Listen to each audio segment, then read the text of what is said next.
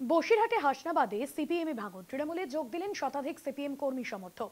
এক সংবর্ধনা অনুষ্ঠানে আনন্দ সরকারের নেতৃত্বে তৃণমূলে যোগদান করেন বহু সিপিএম কর্মী। দলের পুরনো কর্মীরা ও নতুন সদস্যরা উভয় দলের শক্তি, দাবি নতুন ব্লক সভাপতি। বসিরহাট মহকুমার হাসনাবাদে শক্তিশালী হচ্ছে তৃণমূলে যোগদান করলেন বহু সিপিএম কর্মী সমর্থকেরা। তৃণমূল ব্লক সভাপতি আনন্দ সরকারের উদ্যোগে এক সংবর্ধনা অনুষ্ঠানের আয়োজন করা হয়।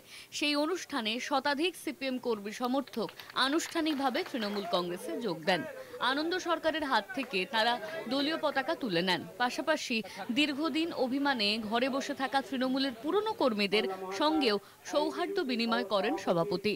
তাদের পরামর্শ গ্রহণ করেন এবং খোঁজ খবর নেন এলাকার প্রবীণ নেতাকর্মীদেরও। এখানে 8 থেকে 9টা পরিবার সিপিএম থেকে তারা এই আনন্দ উচ্ছ্বাসের ঘন মুহূর্তে তারা জয়েন করলেন।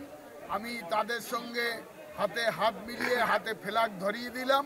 তারা আগামী দিনে মমতা বন্দ্যোপাধ্যায়ের নির্দেশকে পাথেয় করে অভিষেক বন্দ্যোপাধ্যায়ের সেনাপতিত্বে তৃণমূল দল যেভাবে নির্দেশ দেবেন সেইভাবে তারা আমাদের সঙ্গে চলবেন। আমরা টিএমসিতে এসেছি দিদির উন্নয়ন এবং দিদির যে চারিদিকে যত প্রকল্প চলছে, আমরা সাধারণ গরিব মানুষ অনেক উন্নত। আজকে আমরা দিদির অনেকগুলো প্রকল্পে আমরা পাচ্ছি, সুতরাং আমরা কেন অন্য পার্টিকে থেকে দিদির বিরোধিতা করব? ভাবলাম যে আমরা দিদির দলে যোগ দিই।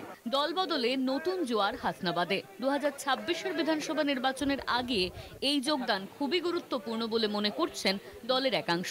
সভাপতির নেতৃত্বে আরও শক্তিশালী হচ্ছে তৃণমূল সংগঠন। বসিরহাট থেকে সঞ্জিত চক্রবর্তীর রিপোর্ট, কলকাতা টিভি।